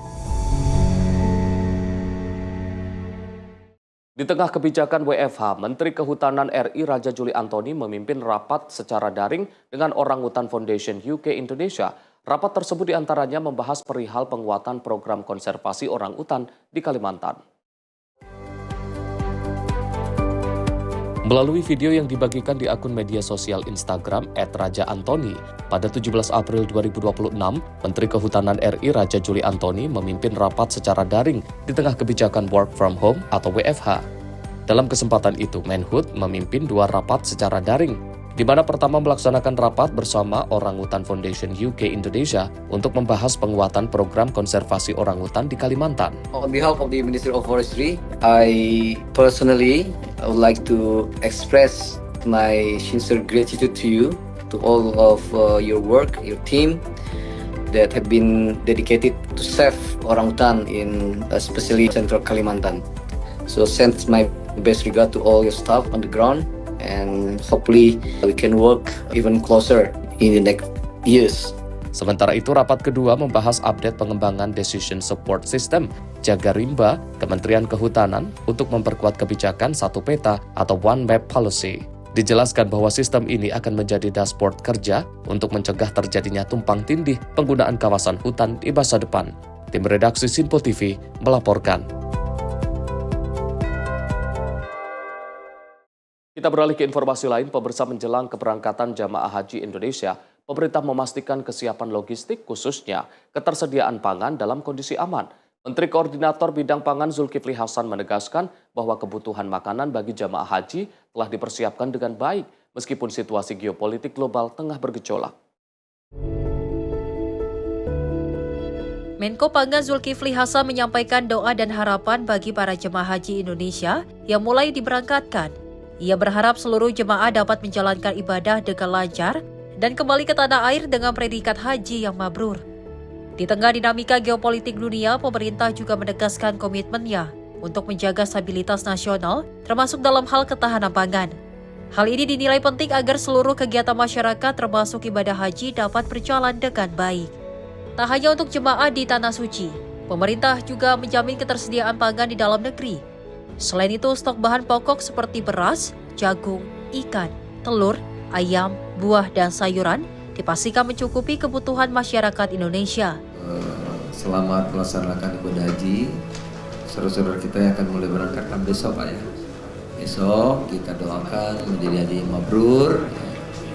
Ya, tolong titip doakan tanah air di tengah-tengah geopolitik yang seperti ini, bangsa kita selalu mendapat perlindungan, kekuatan, dan kompak untuk mengasahkan kita bisa melaksanakan kegiatan kita menuju cita-cita Indonesia merdeka, adil bagi seluruh Indonesia dan menjadi bangsa yang maju. Nah, yang kedua, saudara-saudara, soal makan, jemaah haji kita tadi Pak Menteri Haji mengatakan aman, ya, walaupun ada di sana geopolitik seperti itu, tapi jemaah haji soal makan nggak usah khawatir. Ada makanan siap saji, ada makanan di sana. Insya Allah cukup, lengkap, tidak kurang apapun. Makanan aman untuk jamaah Indonesia. Termasuk tentu buat kita juga, stok pangan kita cukup. Ya, apakah beras, apakah jagung, apakah ikan, apakah telur, ayam, buah, sayur cukup untuk Indonesia. Insyaallah, walaupun geopolitik ada gonjang-ganjing. Dengan jaminan tersebut diharapkan masyarakat tidak perlu khawatir terhadap ketersediaan pangan, baik bagi jemaah haji maupun kebutuhan dalam negeri. Dari Jakarta, Sri Dewi Adayani, Rona Bayu, Simpo TV melaporkan.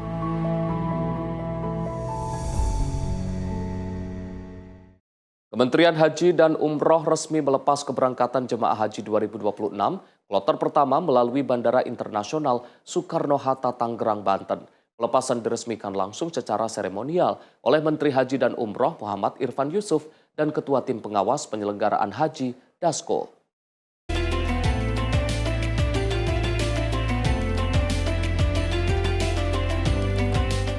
Menteri Haji dan Umroh Muhammad Irfan Yusuf bersama Ketua Tim Pengawas Penyelenggaraan Haji, Dasko, resmi melepas keberangkatan jemaah haji 2026 kloter pertama. Pelepasan ini merupakan jemaah haji dari embarkasi Banten melalui Bandara Internasional Soekarno-Hatta, Tangerang, menuju Madinah, Arab Saudi. Irfan Yusuf menekankan bahwa pelepasan ini juga menjadi bagian perdana dalam Kementerian Haji dan Umroh setelah dibentuk pada tahun 2025 lalu. Ia memastikan pemerintah telah berkoordinasi dengan sejumlah pihak terkait untuk keamanan bagi para jemaah haji meski di tengah konflik berlangsung di Timur Tengah. Bagi Bapak Ibu sekalian, ini adalah hari yang telah lama ditunggu-tunggu. Ada yang menanti bertahun-tahun, bahkan puluhan tahun. Ada doa yang tak pernah terputus. Ada harapan yang terus dijaga dalam diam hingga akhirnya hari tiba, hari ketika langkah pertama menuju Baitullah benar-benar dimulai. Saya dapat merasakan getaran itu, rasa haru yang mungkin sulit diungkapkan dengan kata-kata. Perjalanan ini bukan perjalanan fisik, tetapi perjalanan jiwa. Perjalanan menuju titik paling khusyuk dalam hidup seorang muslim. Ibu bapak sekalian, penyelenggaraan haji tahun ini memiliki makna yang sangat khusus. Ini adalah penyelenggaraan haji pertama bagi Kementerian Haji dan Umroh dalam menjalankan amanah besar ini secara penuh. Sebuah kehormatan sekaligus tanggung jawab yang kami emban dengan penuh kesungguhan. Namun kita tidak menutup kata bahwa perjalanan ini berlangsung di tengah dinamika global, termasuk meningkatnya konflik di Timur Tengah.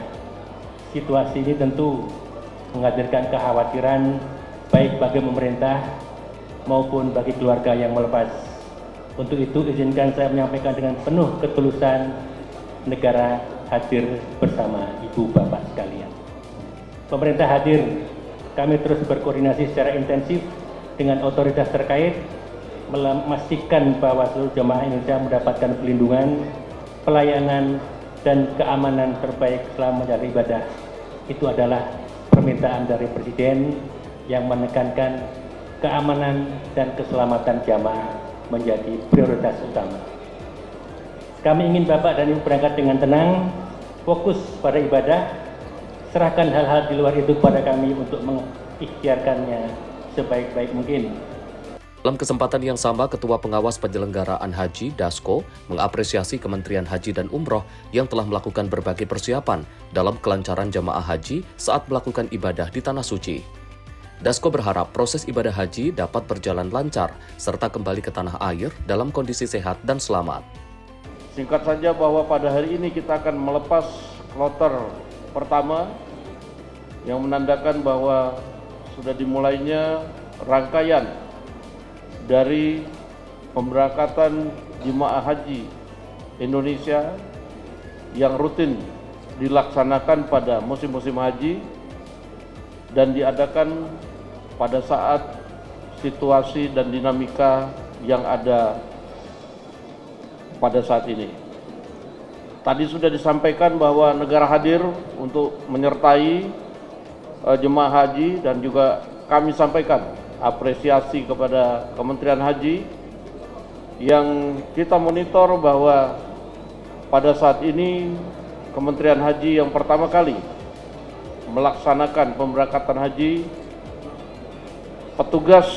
petugas pendamping itu selama 1 bulan penuh, kemudian sudah dididik, dilatih sedemikian rupa untuk kemudian mendampingi jemaah haji kita selama di Tanah Suci. Kemudian kami juga monitor bahwa ada penambahan embarkasi haji menjadi 4, lalu kemudian ada penambahan fast track haji untuk mempermudah jemaah haji kita. Dari Jakarta, Fahrizal Ahmad Amin, Sinpo TV, melaporkan. Pemirsa, di tengah ribuan jamaah haji yang bersiap berangkat ke Tanah Suci, terdapat sosok jamaah termuda asal Jakarta Selatan. Di usia 14 tahun, Yazid Rizky menjadi salah satu calon jamaah haji termuda menggantikan ayahnya yang sedang sakit.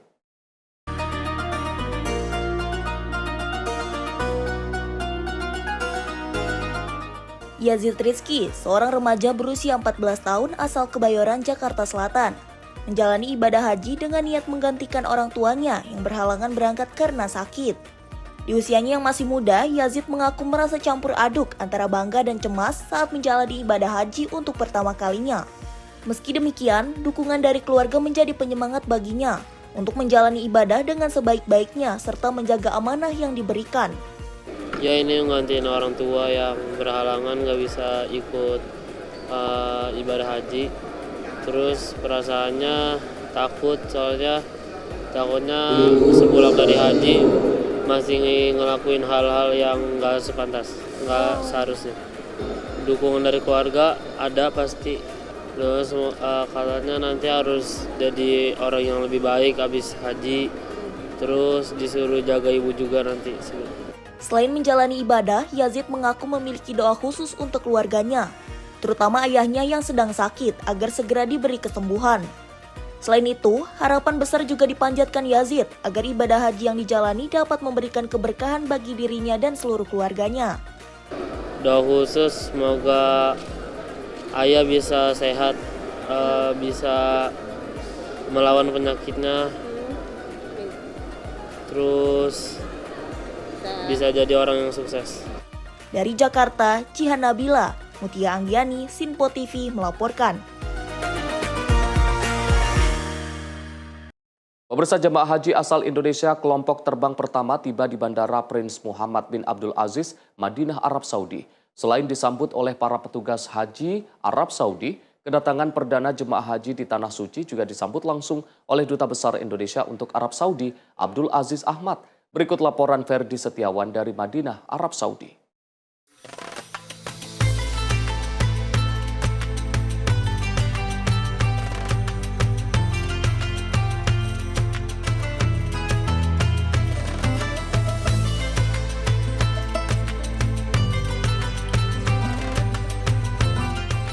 Pemirsa, hari ini tanggal 22 April 2026, kloter perdana jamaah haji asal Indonesia telah tiba di Bandara Prince Muhammad bin Abdul Aziz, Madinah, Arab Saudi.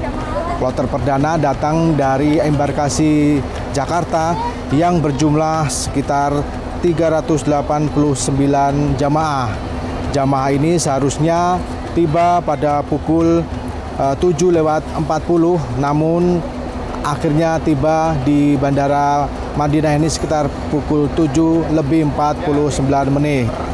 Dan juga jamaah ini sebelumnya juga sebenarnya diterbangkan pada jam 00.45 waktu Indonesia Barat. Namun akhirnya berangkat dari tanah air mundur menjadi pukul 01:42 dini hari waktu Indonesia. Dan hari ini mereka sudah mendarat dan juga tiba di bandara dan disambut dengan luar biasa oleh para petugas haji yang berada di bandara. Untuk selanjutnya mereka akan diantar ke masing-masing hotel mereka di kawasan Madinah. Dan selain jamaah haji dari Jakarta, juga bersamaan hadir juga jamaah haji dari Yogyakarta yang berjumlah sekitar 356 orang.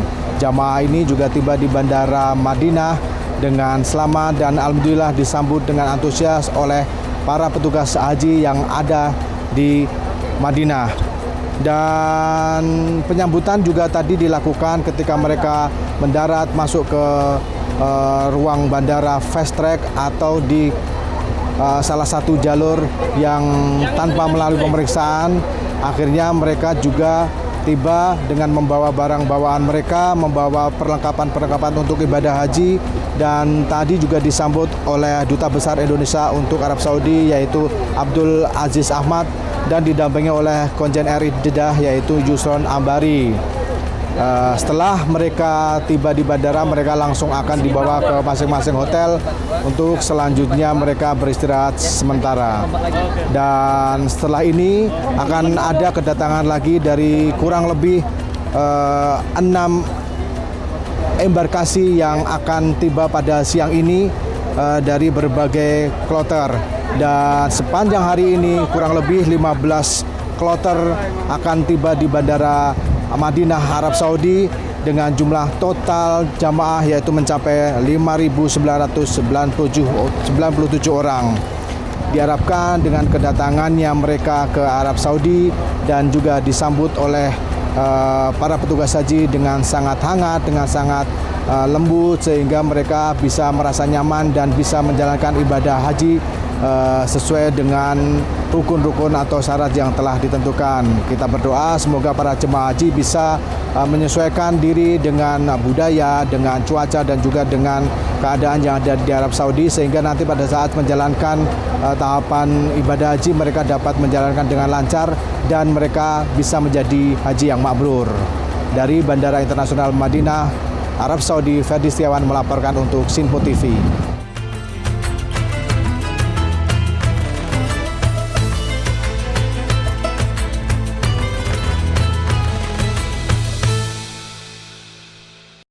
Ketua Pengawas Penyelenggaraan Haji Dasko mengapresiasi penyelenggaraan ibadah haji yang tetap berjalan lancar meski di tengah dinamika geopolitik global. Dasko juga menyoroti adanya peningkatan layanan antara lain seperti penambahan embarkasi hingga pembangunan kartu nusuk kepada jemaah.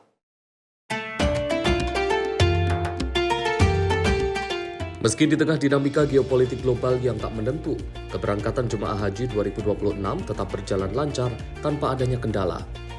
Hal ini diapresiasi langsung oleh Ketua Pengawas Penyelenggaraan Haji sekaligus Wakil Ketua DPR, Dasko, saat melepas keberangkatan jemaah haji di Bandara Internasional Soekarno-Hatta, Tangerang, Banten. Dirinya mengatakan dalam penyelenggaraan ibadah haji tahun ini, adanya peningkatan layanan dalam memperlancar untuk jemaah haji. Peningkatan layanan tersebut seperti pembagian kartu nusuk yang sebelumnya dibagikan kepada jemaah saat tiba di Arab Saudi, namun kini kartu nusuk dibagikan secara langsung di tanah air. Selain itu, ia menyebut bahwa negara hadir dalam memastikan seluruh jamaah dapat berangkat dengan lancar dan selamat untuk menunaikan ibadah haji. Dan kami juga mendapatkan informasi bahwa biaya catering di Tanah Suci juga turun, sehingga kemudian dengan biaya yang ada, insya Allah catering untuk jemaah haji kita akan lebih baik dari yang sudah-sudah. Di samping itu, kartu nusuk yang biasanya dibagikan di Tanah Suci, ini sudah semua dibagikan di Indonesia, sehingga kemudian pemberangkatan menjadi lebih teratur dan terkelola, sehingga tidak ada lagi yang kemudian jemaah dalam satu keluarga atau satu ini terpisah-pisah, sehingga lebih rapi.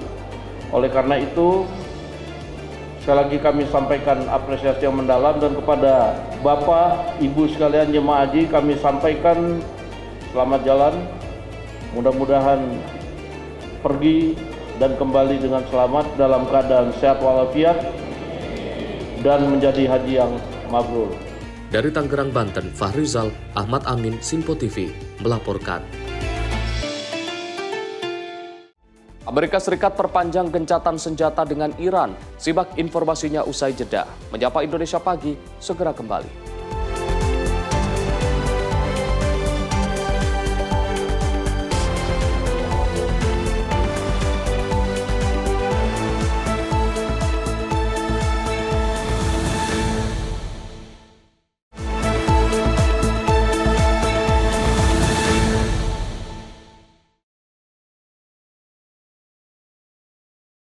Pemirsa, Anda kembali menyaksikan Menyapa Indonesia Pagi. Presiden Amerika Serikat Donald Trump mengumumkan perpanjangan gencatan senjata dengan Iran atas permintaan Pakistan di tengah menunggu proposal resmi dari Teheran.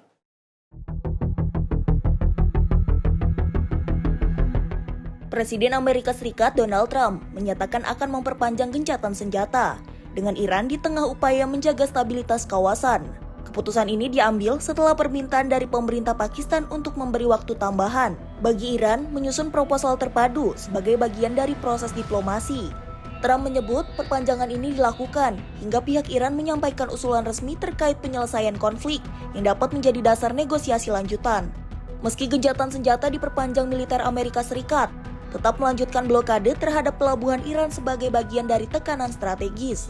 Langkah ini menunjukkan bahwa tekanan militer masih berlanjut di tengah upaya diplomasi yang masih mencari titik temu. Sementara itu, putaran perundingan baru yang dirancang digelar di Islamabad masih diliputi ketidakpastian dan menunggu kejelasan dari kedua pihak.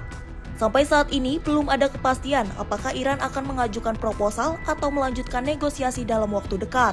Perkembangan ini menjadi bagian dari dinamika hubungan antara Amerika Serikat dan Iran masih dipenuhi ketegangan, serta menjadi perhatian komunitas internasional. Tim redaksi Sinpo TV melaporkan. Militer Amerika Serikat merilis rekaman terbaru operasi pasukannya di tengah perpanjangan gencatan senjata dengan Iran. Amerika Serikat menunjukkan kesiapsiagaan dan aktivitas militer di lapangan seiring dengan upaya penyesuaian taktik dan penguatan kapabilitas pasukan selama masa jeda konflik. Komando Pusat Militer Amerika Serikat atau United States Central Command merilis rekaman yang menunjukkan aktivitas pasukan di lapangan sebagai bagian dari pembaruan situasi operasional terkini. Video tersebut menampilkan pesawat tempur lepas landas serta personel militer yang menjalankan berbagai tugas teknis dan operasi pendukung lainnya di area penugasan. Meski demikian, waktu dan lokasi pengambilan gambar tidak dapat diverifikasi secara independen, sehingga detail operasi masih terbatas. CENTCOM menegaskan bahwa pasukannya tetap siap menghadapi berbagai kemungkinan di tengah situasi yang masih dinamis dan berkembang dengan cepat di kawasan. Di waktu yang sama, Presiden Amerika Serikat Donald Trump mengumumkan perpanjangan gencatan senjata secara sepihak di tengah proses diplomasi yang masih berlangsung. Keputusan tersebut diambil setelah permintaan dari Perdana Menteri Pakistan, Shehbaz Sharif, di tengah belum adanya usulan resmi dari pihak Iran terkait kelanjutan perundingan. Sementara itu, pihak Iran menyebut tindakan Amerika Serikat di Selat Hormuz sebagai aksi perang dan menegaskan akan bertindak sesuai kepentingan nasional di tengah meningkatnya ketegangan kawasan. Perkembangan ini terjadi di tengah rencana putaran baru perundingan antara Amerika Serikat dan Iran yang akan digelar di Islamabad dengan harapan mencapai terobosan diplomatik. Hingga kini, upaya diplomasi masih berlanjut meski ketegangan di kawasan belum sepenuhnya mereda dan situasi keamanan masih terus dipantau secara ketat. Tim redaksi Sinpo TV melaporkan. Sementara itu, Presiden Prancis Emmanuel Macron menerima Perdana Menteri Lebanon Nawaf Salam di Paris. Pertemuan ini terjadi di tengah situasi keamanan yang masih rapuh serta meningkatnya upaya diplomasi internasional di Lebanon.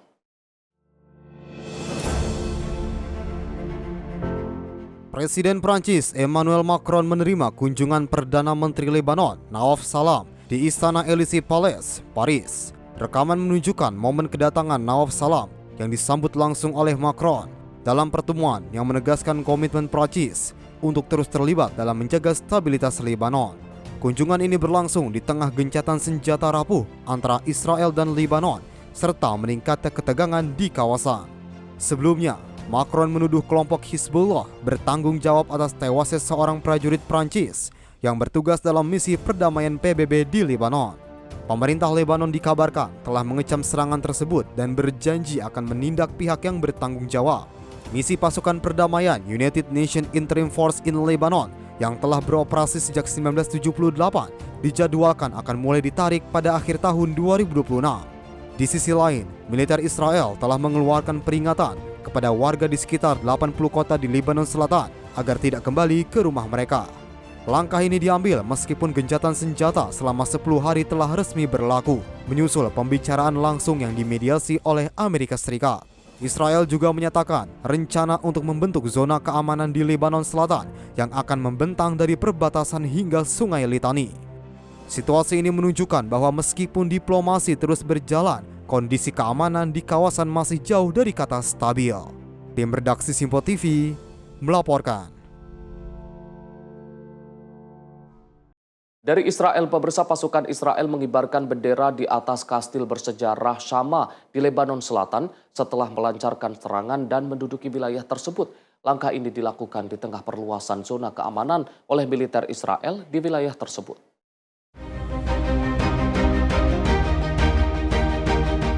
Pasukan Israel mengibarkan bendera di atas kastil Shama di distrik Tire pada Selasa. Pasukan darat Israel sebelumnya melancarkan serangan dan kemudian menduduki kota tersebut. Israel kini mengubah kastil bersejarah itu menjadi pos pengamatan di ketinggian dalam zona keamanan yang mereka bentuk. Zona ini membentang sejauh 5 hingga 10 km dan mencakup lebih dari 50 kota termasuk Shama. Dari rekaman menunjukkan kepulan asap membumbung dari rumah-rumah warga di kota tersebut. Pada 15 April, Direktorat Jenderal Purbakala Lebanon mengajukan keluhan mendesak kepada UNESCO. Lembaga itu meminta intervensi segera untuk melindungi kastil Shama setelah muncul laporan kerusakan akibat aktivitas militer Israel. UNESCO sebelumnya memasukkan kastil ini dalam daftar pelindungan khusus dan lokasinya berdekatan dengan makam Nabi Shimon al-Shafa yang masuk daftar warisan dunia. Militer Israel kemudian memperingatkan warga di sekitar 80 kota di Lebanon Selatan agar tidak kembali ke rumah mereka. Mereka menegaskan pasukan masih berada di posisi untuk menangkal aktivitas teroris. Kondisi ini terjadi meski Israel dan Lebanon telah memperlakukan gencatan senjata selama 10 hari sejak Jumat, setelah pembicaraan yang difasilitasi Washington. Israel menyatakan rencana membentuk zona keamanan di Lebanon yang membentang dari perbatasan hingga Sungai Litani dan mencakup sekitar 10% wilayah negara tersebut. Tim redaksi Simpo TV melaporkan. Sementara itu, Perdana Menteri Israel Benjamin Netanyahu menyerukan persatuan dan ketahanan nasional saat memperingati Hari Kemerdekaan ke-78 Israel. Peringatan ini berlangsung di tengah ketegangan kawasan dan ketidakpastian diplomasi internasional.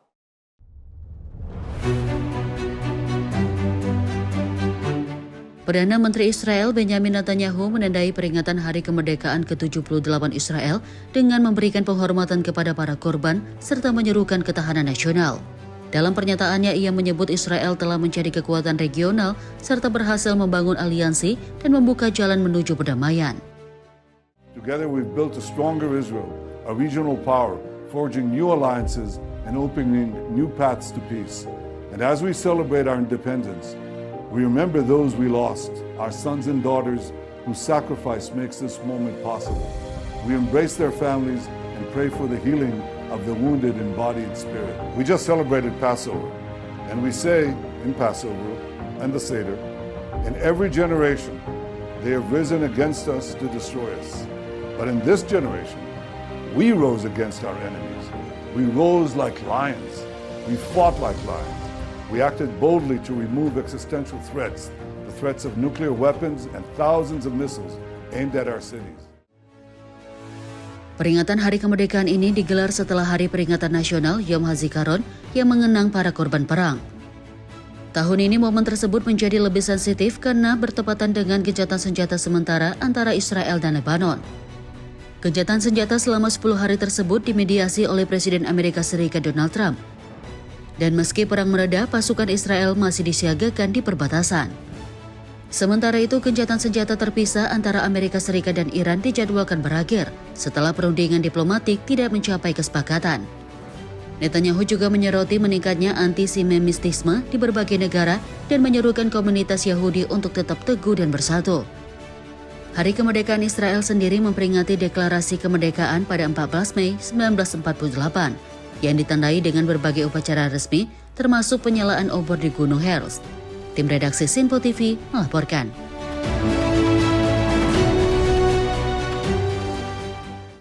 Dua warga Palestina dilaporkan tewas termasuk seorang anak dalam serangan yang diduga dilakukan pemukim Israel di tepi barat.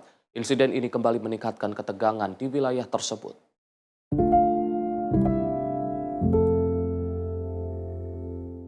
Dua warga Palestina tewas dan 4 lainnya terluka dalam serangan di sebuah sekolah anak laki-laki di kota Al-Mughayir, timur laut Ramallah. Menurut Palestinian Red Crescent Society, korban termasuk seorang anak berusia 13 tahun serta 4 orang lain yang mengalami luka akibat tembakan langsung. Rekaman video menunjukkan suasana duka saat warga mengantarkan jenazah korban ke dalam ambulans, diiringi teriakan dan tangis dari keluarga. Salah satu kerabat korban menyebut insiden ini sebagai pembantaian, seraya menegaskan desa tersebut sering mengalami serangan serupa karena berdekatan dengan pemukiman Israel.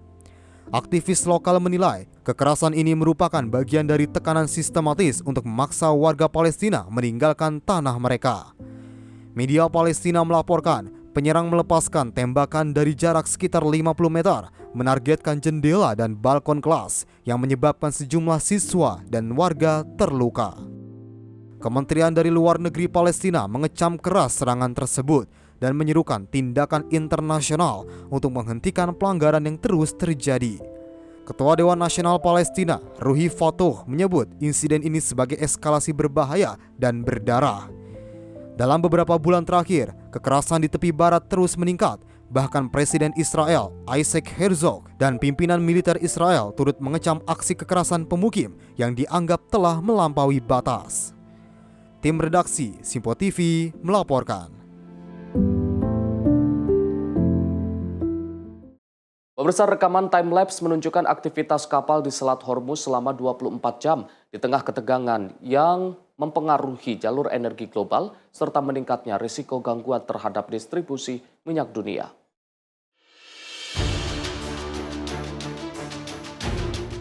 Rekaman time-lapse menampilkan pergerakan kapal-kapal di sekitar Selat Hormuz dalam rentang waktu 24 jam. Jalur ini merupakan salah satu rute pelayaran terpenting di dunia yang menjadi lalu lintas utama pengiriman minyak. Sekitar 1/4 perdagangan minyak dunia melintasi selat ini setiap harinya, menjadikannya sebagai titik paling krusial bagi pasokan energi global. Ketegangan meningkat setelah serangan militer Amerika Serikat dan Israel terhadap Iran pada akhir Februari lalu, yang kemudian direspon dan dibalas oleh militer Tehran. Situasi tersebut berdampak pada aktivitas pelayaran di Selat Hormuz dan memicu gangguan pelayaran di kawasan tersebut. Akibatnya, harga minyak dunia mengalami lonjakan signifikan, seiring meningkatnya resiko terhadap pasokan global. Meski terdapat sejumlah rute alternatif, kapasitasnya masih terbatas dan tidak mampu sepenuhnya menggantikan peran vital selat tersebut. Hingga kini, Selat Hormuz masih menjadi fokus utama dalam dinamika geopolitik dan ekonomi global saat ini. Tim redaksi Simpo TV melaporkan. Pasukan Amerika Serikat melakukan intersepsi terhadap sebuah kapal tanker minyak di Samudra Hindia yang diduga terkait penyelundupan minyak Iran sebagai bagian dari upaya penegakan sanksi maritim terhadap Teheran.